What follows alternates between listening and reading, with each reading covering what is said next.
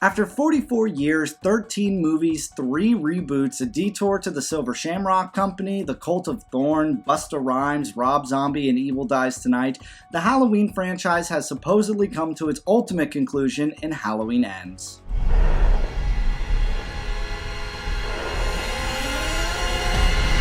Come on, let's go. Set 4 years after Michael Myers' massacre and Halloween Kills, the town of Haddonfield is struggling more than ever, everyone living in constant fear of when the boogeyman may return.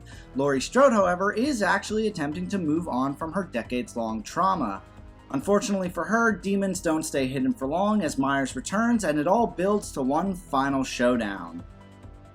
Well, at least that's all I can say about the plot, as that's what the film advertises itself to be about, but that couldn't be further from the truth. As in easily one of the most confusing decisions made by this franchise, and that is certainly saying a lot, the film tries to subvert expectations and take on a radically different story, which in most cases would be fine. After all, it's not the first time this franchise has done this. And I mean, we are on movie 13, so you do want to try and mix things up after all. The problem is that this is the final movie, not only for the franchise, at least for now, but it's certainly the final film featuring Jamie Lee Curtis as Laurie Strode, and she is excellent in this movie. Unfortunately, her and Michael Myers get completely sidelined in their big finale. Michael Myers is in the movie for a grand total of about 10 minutes in this 2-hour film. Another character I feel is also done a disservice apart from those two is Allison, played by Andi Matichak, who is an excellent actor as well, but they set her character back significantly. Even though we're supposed to believe that 4 years have passed since the certified final girl we saw in Halloween Kills has taken a complete de-evolution. Even if you ignore the legacy of the franchise before it and look at this film as just the end of a trilogy, this film fails as it decides to introduce way too many new elements and characters for the final installment, with everything from the previous 2 films being virtually ignored or set aside to be explored at the very end.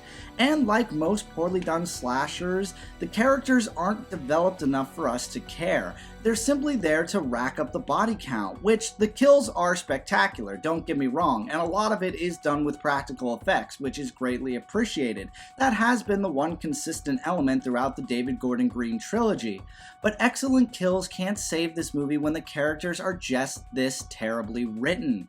Say what you will about the previous 2 movies, but those side characters at least felt like real people. Here, everyone just feels like the most stock horror characters imaginable. Overall, Halloween Ends is a big mess. I see a lot of reviews going around saying to go into this film with an open mind, but as Red Letter Media said, I applauded it for being different!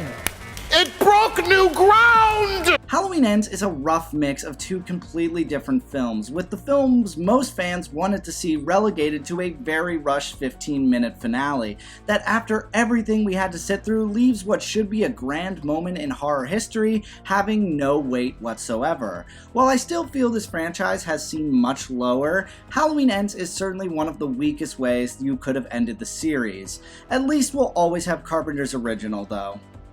For SUTV Entertainment, I'm Adam Beam.